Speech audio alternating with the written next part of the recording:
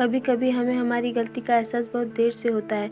Yogesh train की general bogie में birth seat पर सोया हुआ था। गाड़ी रुककर वापस चली तो अचानक से उसकी नज़र अपनी तलाकशुदा पत्नी रागिनी पर पड़ी। पता नहीं कब वह उसके सामने वाली सीट पर आकर बैठ गई थी।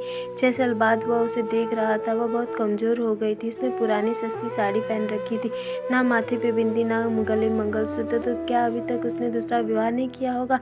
क्या अभी तक वह मेरी तरह अकेली होगी? योगेश ऐसा सोच रहा था कि तभी रागिनी की नज़र भी उस पर पड़ी। नजरें मिली तो योगेश दूसरी तरफ देखने लगा। फिर पता नहीं योगेश के दिमाग में क्या आया कि वह सीट के से नीचे उतर आया और रागिनी के पास बैठे लड़के से कहा कि वह ऊपर वाली सीट पर चला जाए। लड़का मान गया। तब योगेश रागिनी के पास बैठ गया। बैठते ही योगेश बोला, रागिनी कैसी हो? रागिनी ने नज़र न मिलाते हुए खिड़की की तरफ देखते हुए बोला कि मैं ठीक हूँ, और आप? योगेश बोला, मैं भी ठीक हूँ और कानपुर जा रहा हूँ। त्योहार होने के कारण रिजर्वेशन सीट नहीं मिली, इस कारण जनरल बोगी में आना पड़ा। तुम कहाँ जा रही हो? वह बोली, मैं भी कानपुर जा रही हूँ। आजकल माँ वहीं बड़े भैया के पास है, बीमार है, इसलिए मिलने जा रही हूँ। काफ़ी देर तक दोनों चुप रहे। फिर योगेश बोला, एक बात पूछूँ? रागिनी ने आंखों से ही पूछा। क्या? योगेश संकोच करते हुए पूछा, अभी तक शादी क्यों नहीं की? वह कुछ नहीं बोली। मगर जब योगेश ने दोबारा नहीं पूछा तो रागिनी ने पूछा, आपने की है शादी? योगेश ने भी बिना बोले ही ना में गर्दन हिला दी। फिर काफ़ी देर तक दोनों चुप रहे, मानो एक दूसरे को परख रहे थे। डिब्बे में कुल्फी बेचने वाला आ गया था। योगेश बोला, खाओगी रागिनी? रागिनी ने ना में इसे हिला दिया। योगेश ने रिक्वेस्ट करते हुए पूछा, खा लो यार, तुम्हारे साथ मैं भी खा लूँगा। जानता हूँ तुम्हारी सबसे बड़ी कमजोरी कुल्फी है। वह थोड़ा सा मुस्कुराई तो योगेश ने महसूस किया कि वह अपने आंखों से बहने वाले आंसुओं को समेटने का प्रयास कर रही है। 5 साल उसके साथ रहा था। जब वह अपने आंसुओं को समेटने का प्रयास करती थी तो ऐसे ही मुस्कुराती थी। योगेश दूसरी तरफ देखने लगा तो रागिनी चुपके से अपने आंसुओं को पोंछने लगी। फिर वह सहज होकर बोली, एक शर्त पर खाऊंगी। योगेश बोला, क्या शर्त है? तो रागिनी बोली, पैसे मैं दूंगी। योगेश कुछ नहीं बोला। फिर रागिनी ने 2 कुल्फी खरीद ली और एक कुल्फी योगेश को देते हुए बोली, अब मैं भी कमाने लगी हूँ, एक प्राइवेट स्कूल में पढ़ाती हूँ, महीने के 10,000 मिलते हैं। कुल्फी खाते हुए योगेश बोला, तलाक के समय कोर्ट के आदेश पर मैं तुम्हें 30 लाख रुपए दे तो रहा था। अगर ले लेती तो अपना स्कूल खोल लेती, जबकि तुम बहुत स्वाभिमानी हो। इस जमाने में पैसे के बिना कुछ नहीं होता। वह हंसकर बोली, अगर ले लेती तो अपने ज़मीर को क्या जवाब देती? तो ये रोज कहता कि जिसे छोड़कर आई हो उसी के सहारे पल रही हो। योगेश बोला, तुम बहुत अच्छी हो, मासूम हो। यह एहसास तुमसे तलाक लेने के बाद मुझे हुआ। तुम यकीन नहीं करोगी, मैं बहुत बदल गया हूँ। पीना बिल्कुल छोड़ दिया है, गुस्सा बिल्कुल नहीं करता। अब मैं किसी को नीचा दिखाने की कोशिश भी नहीं करता। जो तुम्हें बहुत बुरा लगता था वो सब बुरी आदतें मैंने छोड़ दी है। वह उदास होकर बोली, अब क्या फ़ायदा? जब मैंने मना किया तब आपने मेरी एक बात न सुनी।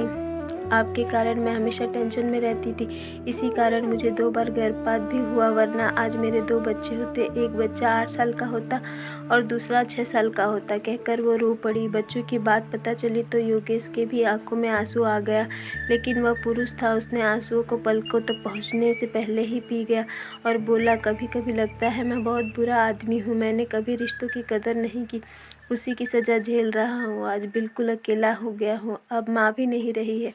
माँ के न होने पर रागिनी को बड़ा दुख हुआ और बोली, माँ को भली चंगी छोड़कर आई थी, उनको क्या हो गया था? इस बार योगेश भावुकतावश अपने आंसुओं को नहीं रोक पाया और बोला, वो तुम्हें हर दिन याद करती थी, बोलती थी कि बहू को वापस घर ले आओ। मैं उन्हें कैसे समझाता कि तलाक के बाद बहुएं वापस घर नहीं आती। फिर दोनों के बीच चुप्पी छा गई और कानपुर आ गया।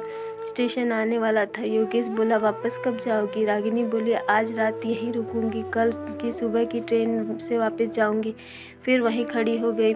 योगेश भी खड़ा हो गया और पूछा, कितने बजे वाली ट्रेन से वापस जाओगी? रागिनी बोली, हम गरीब लोग हैं, रिजर्वेशन नहीं करा पाते, जनरल डिब्बे में सफ़र करते हैं, इसलिए जो भी ट्रेन मिलती है टिकट लेकर चढ़ जाते हैं। इतना कहकर वह नीचे उतर गई। योगेश अपना सूटकेस संभालता हुआ उसके पीछे लपका और बोला, अगर मैं रिजर्वेशन की 2 टिकटें ले लूँ तो मुझे पता है कि तुम मेरे साथ नहीं चलोगी, लेकिन मैं तुम्हारे साथ सफ़र करना चाहता हूँ, जनरल में ही चलूँगा। बताओ कितने बजे यहाँ मिलोगी? रागिनी ऑटो में बैठती हुई बोली, 9 बजे मिलूँगी। फिर उसको देखते देखते ऑटो से ओझल हो गया। योगेश कानपुर 2 दिन के लिए आया हुआ था, मगर रागिनी का साथ पाने के लिए उसने अपना शेड्यूल बदल दिया। उसने जल्दी से अपने बिजनेस का काम पूरा किया और अगले दिन सुबह 8 बजे ही स्टेशन पर आ गया। रागिनी 9 बजे की जगह 10 बजे पहुंची और बोली, आप अभी तक यहीं पर हैं? मैं सोच रही थी कि आप चले गए होंगे। रागिनी बहुत खुश थी, बोली, माँ आप बिल्कुल। योगेश बोला, मैं तुम्हारा भी टिकट ले आया हूँ, अब 30 रुपए की टिकट के लिए कुछ कहना मत। रागिनी हंसते हुए बोली, अभी ट्रेन आने में आधा घंटा है, चलो तब तक कुल्फ़ी खाते हैं, पैसे मैं दे दूँगी, हिसाब बराबर हो जाएगा। इतना कहकर वह मुस्कुरा दी। वह जब भी मुस्कुराती योगेश की नज़रें उस पर ठहर जाती थी। दोनों ने कुल्फ़ी खाई और ट्रेन तब तक आ गई और फिर से एक नया सफ़र शुरू हो गया। मगर इस सफ़र में कुछ खास था। योगेश कुछ कहने के लिए तिलमिला रहा था, मगर डर भी रहा था कि वह मना कर देगी तो। योगेश नोटिस कर रहा था कि रागिनी के बड़े भाई के घर से रागिनी ने नई साड़ी पहनी है और बहुत सुंदर लग रही है। खिड़की से आ रही ठंडी ठंडी हवा के झोंके से रागिनी के ललाट पर लटकी बालों की एक लड़ी झूम उठती है। उसे ऐसे देखकर योगेश के दिल में एहसास उठता है कि ये औरत कभी उसकी ज़िंदगी थी, मगर मैं इसे संभाल नहीं पाया।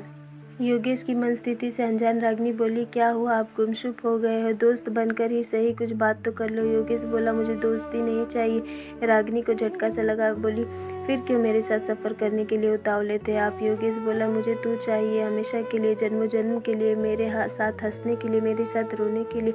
वह इतनी जल्दी में ये सब बातें बोला कि रागिनी बस उसका मुँह देखती रह गई। वह आगे बोला, मैं गलत था, तुम्हारी कदर नहीं कर पाया, मगर तुम्हारे जाने के बाद मुझे मेरी गलतियों का एहसास हो गया, मुझे माफ़ कर दो। कहकर वो रो पड़ा। रागिनी चुप हो गई, बस उसके चेहरे की तरफ देखे जा रही थी।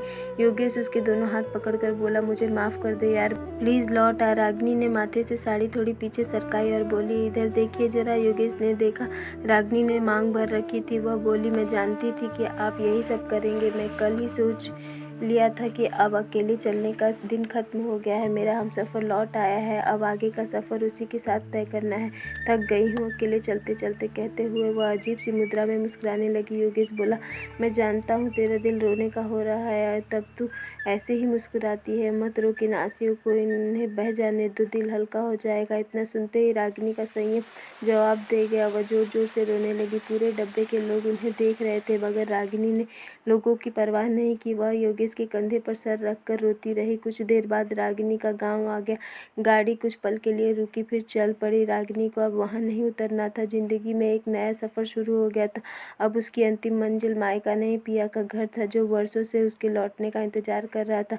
अब योगेश के कंधे पर सिर रखकर आंखें बंद कर मुस्कुरा एक मासूम बच्चे की तरह। स्टोरी पसंद आई हो तो वीडियो को